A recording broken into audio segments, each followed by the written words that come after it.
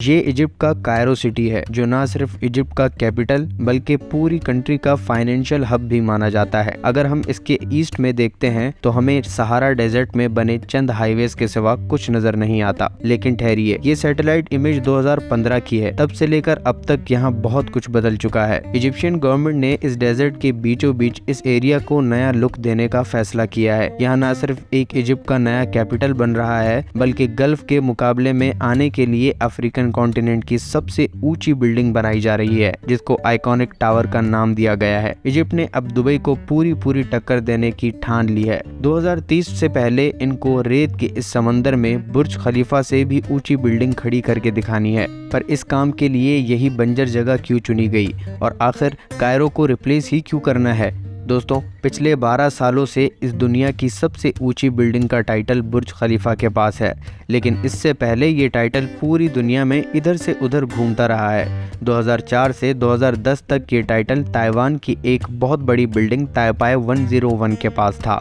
और उससे पहले मलेशिया में मौजूद पेट्रोनस टावर के पास था और उससे पिछले 100 सालों में ये टाइटल सबसे ज्यादा वक्त तक करीब 25 सालों तक शिकागो में मौजूद सीयर्स टावर के पास था। लेकिन अगर इससे पहले भी हिस्ट्री में देखा जाए तो दुनिया के सबसे बड़े स्ट्रक्चर का टाइटल 4000 सालों तक इजिप्ट के पिरामिड के पास रहा है और अब इजिप्ट अपने नए कैपिटल के जरिए वापस ये टाइटल अपने नाम करने जा रहा है। इस न्यू सिटी को फिलहाल कोई नाम तो नहीं दिया गया, लेकिन इसको न्यू एडमिनिस्ट्रेटिव कैपिटल या फिर NAC के नाम से पुकारा जा रहा है। कंट्रीज का नए सिरे से पूरे के पूरे शहर बनाने में कोई नई बात नहीं है और कई कंट्रीज तो पहले भी अपने कैपिटल सिटी चेंज कर चुकी हैं। 2024 में इंडोनेशिया अपना नया कैपिटल नुसांतरा के नाम से लॉन्च करके जकार्ता को रिप्लेस करने वाला है, क्योंकि जकार्ता दिन ब दिन डूब रहा है। दूसरी तरफ साउथ कोरिया बढ़ते हुए सी लेवल को देखते हुए एक पूरी फ्लोटिंग सिटी बना रहा है। Welcome back to the new video of the unfolder. दोस्तों, इजिप्ट के NAC को बनाने के पीछे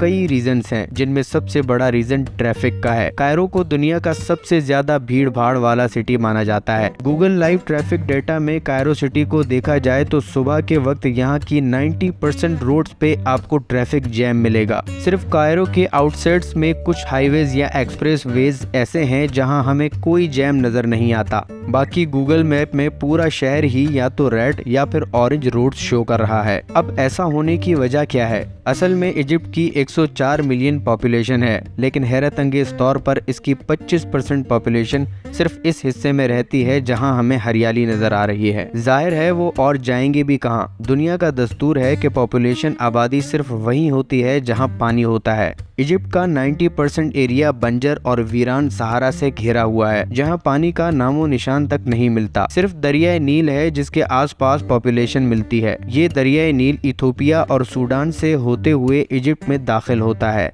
और फिर मेडिटेरियन सी में गिरने से पहले इजिप्ट के नॉर्थ में आकर मल्टीपल कैनाल्स में स्प्लिट हो जाता है। यही वजह है कि इजिप्ट के नॉर्थ में एग्रीकल्चर लैंड और पॉपुलेशन सबसे ज्यादा पाई जाती है। दोस्तों, सिर्फ बढ़ती हुई पॉपुलेशन और ट्रैफिक जैम ही कायरो का मेन इशू नहीं है, बल्कि एक और भी वजह है कि इजिप्ट को सहारा के बीचों बीच एक नई सिटी बनानी पड़ रही है। दुनिया भर में हमने देखा होगा कि कैपिटल सिटीज में सारे गवर्नमेंट ऑफिसेज एक दूसरे के करीब करीब होते हैं, फिर चाहे वो पार्लियामेंट हो, मिनिस्ट्री ऑफिसेज हो या फिर प्रेसिडेंशियल पैलेस। इजिप्ट के करंट कैपिटल कायरो में जितने भी ऑफिसेज हैं जहां से पूरी कंट्री को ऑपरेट किया जाता है, वो पूरे शहर में फैले हुए हैं। इसका नुकसान ये है कि गवर्नमेंट ऑफिशियल्स को इस भीड़ में एक दूसरे से कनेक्ट होने में बहुत मुश्किल पेश आती है और जब वो ट्रैवल करते हैं तो एक्स्ट्रा सिक्योरिटी की वजह से मजीद ट्रैफिक जैम हो जाता है। ना सिर्फ इतना, बल्कि इजिप्शियन पार्लियामेंट और शूरा असेंबली बिल्कुल ताहिर स्क्वायर से लगी हुई है। ये बहुत ही घनी आबादी वाला एरिया है जहाँ पर इतनी सेंसिटिव ऑफिसेज का होना किसी तरह से भी सूटेबल नहीं है। कई बार पुलिस को ये पूरा एरिया सिक्योरिटी के तहत बंद करना पड़ जाता है, जो पहले जैम पैक्ड सिटी को मजीद मुसीबत में डाल देता है। इजिप्शियन गवर्नमेंट के पास अब इन मसलों पर काबू पाने के लिए नए शहर बनाने के सिवा कोई ऑप्शन नहीं बचा था। था। उनका ख्याल था कि नए शहर बनाने से कायरो, जो कि कैपिटल सिटी है, वहां से लोड थोड़ा कम हो जाएगा। इसलिए उन्होंने 1977 से नई सिटीज बनाने का सिलसिला शुरू कर दिया। कायरो के इर्द गिर्द कई छोटी मोटी सिटीज बनाई गई, लेकिन फिर भी इजिप्ट की बढ़ती हुई पॉपुलेशन ने इस कैपिटल सिटी का पीछा नहीं छोड़ा। उसके बाद इजिप्ट ने कायरो के ईस्ट में ही न्यू कायरो सिटी बना डाली, लेकिन यहाँ भी इजिप्शियन गवर्नमेंट का प्लान बुरी तरह फेल हुआ, क्योंकि अब इन सारी सिटीज ने मिलकर कायरो पर ही मजीद लोड बढ़ाना शुरू कर दिया था। 2015 में इजिप्शियन गवर्नमेंट ने फैसला किया कि अब वो कैपिटल सिटी को ही बदलने जा रहे हैं। ये इजिप्ट के कैपिटल कायरो और न्यू कायरो के ईस्ट में 700 स्क्वायर किलोमीटर के एरिया पर भरपूर प्लान्ड तरीके से बनाया जा रहा है। एनएसी की कंस्ट्रक्शन पर अगर नजर डाली जाए तो 7 सालों की कंस्ट्रक्शन के बाद इसका पहला फेज कंप्लीट होने जा रहा है। यहाँ पर एक पूरी गवर्नमेंट डिस्ट्रिक्ट बनाई गई है, जहाँ पर सिर्फ स्ट्रीट ऑफिसेज मौजूद होंगे। कायरो से पुराने ऑफिसेज पूरी तरह यहाँ शिफ्ट हो जाएंगे। ऑफिशियल मिनिस्ट्रीज और न्यू पार्लियामेंट बिल्डिंग के साथ साथ यहाँ बहुत ही आलीशान रेजिडेंशियल पैलेस भी बनाए जा रहे हैं। गवर्नमेंट डिस्ट्रिक्ट के अलावा अल्ट्रा लग्जरी रेजिडेंशियल जोन भी इस कैपिटल का हिस्सा होंगे। 90,000 sitting capacity stadium, 40,000 room hotel और एक थीम पार्क भी इस शहर में बनाया जा रहा है, जो डिज्नीलैंड से 4 टाइम्स बड़ा होगा। इसके साथ साथ solar energy farms, electric railway system जो न्यू कैपिटल कायरो से कनेक्ट करेगा, और एक पूरा नया इंटरनेशनल एयरपोर्ट भी इसी प्रोजेक्ट का हिस्सा है। यूएस डिफेंस डिपार्टमेंट पेंटागन की तर्ज पर इजिप्शियन डिफेंस डिपार्टमेंट के लिए भी एक नया जोन बनाया जा रहा है, जिसको ऑक्टागन का नाम दिया गया है। सिर्फ इस ऑक्टागन का डायमीटर 6.5 किलोमीटर है, जो किसी आलीशान मिलिट्री हेडक्वार्टर से कम नहीं। अगर बात की जाए मस्जिदों की, तो इस एनएसी में 17,000 नमाजियों के लिए अल फतह और अल अली मस्जिद भी बनाई गई है, जो इजिप्ट की सबसे बड़ी मस्जिद है। पूरे मिडिल ईस्ट का सबसे बड़ा कैथेड्रल भी यहीं कंस्ट्रक्ट किया जा रहा है। इन सब चीजों के अलावा अट्रैक्शन के लिए यहाँ इंटरनेशनल फाइनेंशियल हब भी बनाया जा रहा है,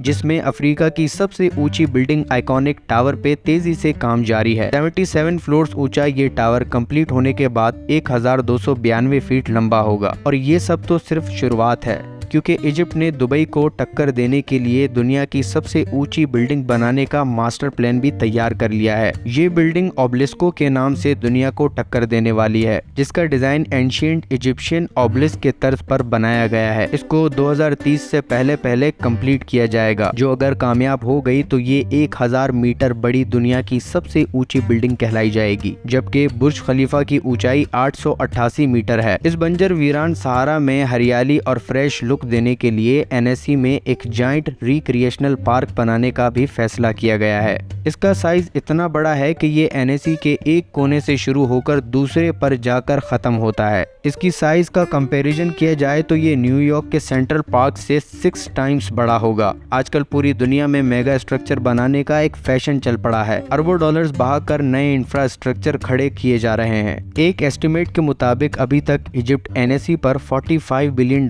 खर्च कर चुका है, जो तकरीबन 3,700 अरब रुपए बनते हैं। लेकिन रेगिस्तान में सबसे ऊंचे स्ट्रक्चर बनाने का सबसे बड़ा मसला ये होता है कि यहाँ सब कुछ रेत के अंदर धंस जाता है। इस दियोहेकल स्ट्रक्चर को इस चीज से बचाने के लिए फाउंडेशन पर एक्स्ट्रा मेहनत करनी पड़ती है। चाइनीज इंजीनियर्स ने इस आइकॉनिक टावर कंस्ट्रक्शन से पहले एक राफ्ट फाउंडेशन बनाई। ये एक बहुत ही बड़ा कंक्रीट का स्लैब होता है, जो पूरे टावर का लोड रेत पर फैला देता है। 393 मीटर ऊंचे आइकॉनिक टावर का वजन बर्दाश्त करने के लिए 18,500 क्यूबिक मीटर कंक्रीट से ये फाउंडेशन बनाई गई। ये फाउंडेशन पूरी मिडिल ईस्ट में बनने वाली सबसे बड़ी फाउंडेशन थी। सिर्फ 38 आवर्स में इंजीनियर्स ने 18,500 क्यूबिक मीटर कंक्रीट डालकर एक नया वर्ल्ड रिकॉर्ड भी बना दिया। फाउंडेशन के बाद 77 स्टोरीज को भी इंतहाई तेजी से सिर्फ 1 साल के अंदर अंदर खड़ा कर लिया गया। आइकॉनिक टावर को 2023 के मिड के अंदर लॉन्च करने का इरादा किया जा रहा है। इजिप्ट अपना खोया हुआ टाइटल दुनिया से छीनने की दौड़ में उतर चुका है, लेकिन क्या इनका मास्टर प्लान कामयाब भी हो पाएगा? ये सारी चीजें आने वाले सालों में क्लियर हो जाएंगी। उम्मीद है हमारी ये वीडियो भी आप भरपूर लाइक और शेयर करेंगे और हमारे चैनल को सब्सक्राइब करेंगे। मिलते हैं आपसे एक न्यू वीडियो में।